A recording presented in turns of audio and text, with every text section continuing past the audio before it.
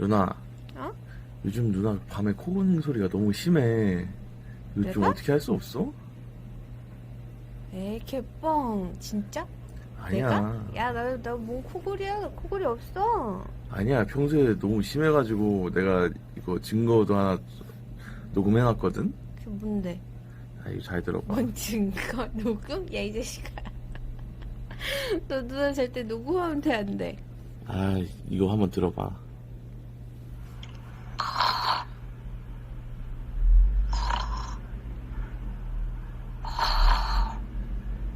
이게 나라고? 누나 진짜 잠잘 때마다 너무 진짜 코골이가 이게 내 심해가지고. 정말? 음, 오, 말도 안 돼. 진짜? 진짜 이거 나중에 동영상으로 찍어줄까? 나 죽여버릴 거야.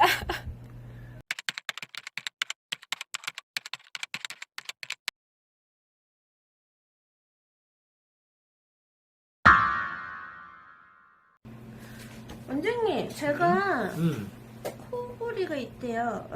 이거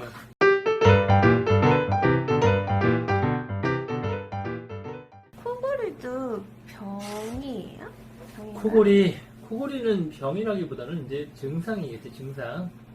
근데 이제 의학적으로는 상병명에 이제 코골기라는 어떤 병명이 붙어 있는 건 하나 있고, 상병이 있어요? 코골기라는 코골이가? 상병명은 있고, 헐. 그 다음에 이제 의학적으로는 우리가 이제 코골이보다는 코골이가 심했었을 때 수면 무호흡증 네. 또는 이제 폐쇄성 수면 무호흡증 이런 병명이 있지. 그러면 솔직히 크게 신경 안 썼는데 제가 좀 요즘 건강이 별로 안 좋잖아요. 이게 코골이가 그거 건강이나 면역력에도 영향을 미쳐요? 영향이 있나? 코골이는 뭐 흔히 보는 게 피곤하거나 음주를 좀 많이 하거나 이럴 경우에 코 많이 골잖아.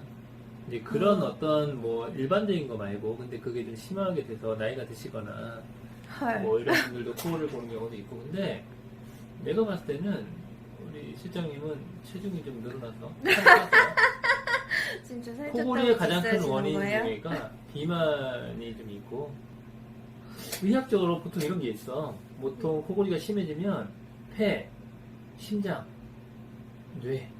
뇌에까지 왜요? 안 좋은 영향을 미친다. 수면 무호흡이 있으면 치매에 문제가 생길 수 있다는 보고도 있거든. 심해요? 음? 아니 그러면 제가 아무리 살이 요즘 쪘다고 해도 그렇다고 제가 고도비만 같은 것도 아니고 저는 그럼 왜 코골이를 하는 거예요? 그 코골이를 왜 하냐? 아마 안 시장님도 좀 나이도 들었고 아까 말한 것처럼 그다음에 살도 좀 쪘고 몸도 좀 저하가 되고 안 좋고 피로도 안 풀리고 하니까 코골이 복합적인 건데 크게 의학적으로는 세 가지로 분류를 할 수가 있어. 아까 말한 비만. 특히 이제 살이 찌면 이 호흡기 계통이 안쪽에서 지방이 침착되다 보니까 통로가 좁아져서 코를 골 수 있는 거고. 두 번째로는 이제 비염이나 축농증 같은 어떤 이 호흡기 질환, 이비인후과 질환이 있을 경우에 코가 많이 막히거나 그럴 경우 그럴 수도 있겠지. 그리고 이제 그런 게 없어도 노화가 되면 나이 드신 분들 코 많이 고시거든. 아 맞아요. 저희 부모님도 최근에 코골이 소리 엄청 커졌더라고요. 그래서 그거를 좀 일부 학계에서는 뭐 브레인 펑션이 좀 망가졌다는 표현은 그렇지만 브레인 펑션이 뇌 기능이 좀 많이 떨어졌다 이렇게 얘기를 하기도 해. 그럼 뇌 기능 저하도 영향이 있는 거예요? 그렇지. 그러니까 그건 뒤집어서 뇌 기능 저하가 코골이를 유도하기도 하지만 코골이가 반복되면 뇌 기능 저하가 더 심해진다는 얘기가 될 수도 있지. 아하. 그러면은요, 애기들은 노화는 말이 안 돼요. 뇌기능 저하가 와요? 저희 조카가 살이 하나도 안 쪘거든요? 오히려 그냥 좀 날씬하고 한데 걔도 가끔 이번 명절에 보니까 코골이를 하면서 잘 때가 있더라고요. 그러니까 애들은 사실 이제 비만 물론 뚱뚱해서 체질량 지수가 높은 애들 같은 게 코골이 하는 거는 비만 때문이겠지만 그보다 더 많은 경우는 이 호흡기 질환이 좀 많고 그러니까 비염이 애들 꽤 많으니까 또는 그 아데노이드라고 이제 보통 표현을 하는데 그 안쪽에 이제 편도 중에서 인두 편도라고 하는 거가 상당히 너무 크면 그게 코랑 목이랑 연결되는 부위에 있거든. 그러니까 고기가 좁아지니까 인두 편도 때문에 그 아데노이드 때문에 그래가지고 이제 구강호흡 입 벌리고 자는 거나 입 벌리고 다니는 습관이 많이 생길 수 있고 그게 코골이의 원인이 되기도 하지.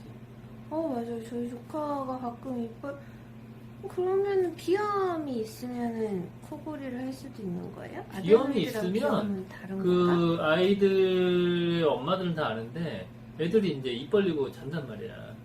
보통 많이. 맞아요. 그리고 입 벌리고 자다 보니까 코골이를 하기도 하고 중간에 깨기도 하고 그리고 이제 보통 병원에 가서 진료를 받으면 비염만 있거나 또는 아데노이드만 있거나 또는 비염과 아데노이드가 같이 있거나 이게 이제 가장 문제가 많이 생기지. 여기 잠깐만 이거 설명을 하면 여기 이렇게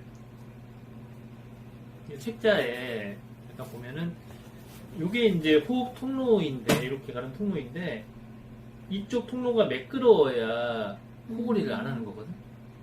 숨을 이렇게 쉬는 거니까. 이게 아니면 입 벌리고 다니면서 이쪽으로 하면서 요 목젖이 떨리는 게 코골이인데 애들 같은 경우는 여기 있는 게 여기 문제가 비염이고 아데노이드라고 하는 건 여기 있거든.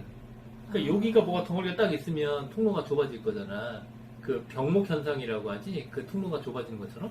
그래서 입 벌리고 이제 숨을 쉬거나 이 목젖이 떨려서 코골이를 하는 경우가 많지.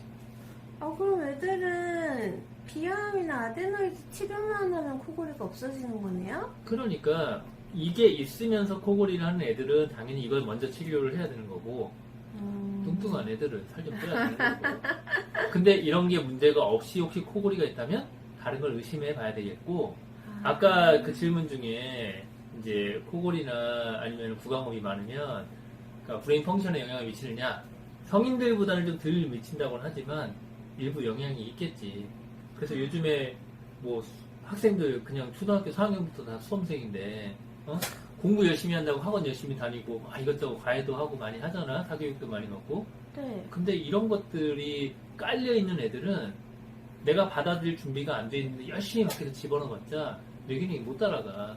조금 오버된 얘기지만. 진짜요? 그래서 선행 질환으로 내가 환자들 오면 항상 얘기하는 게 학원 다닐 시간 때문에 진료 못 오게 하지 마시고 일단 이쪽을 먼저 고친 다음에 얘가 그 그릇을 만든 다음에 학원을 다니셔라 이런 얘기를 하잖아.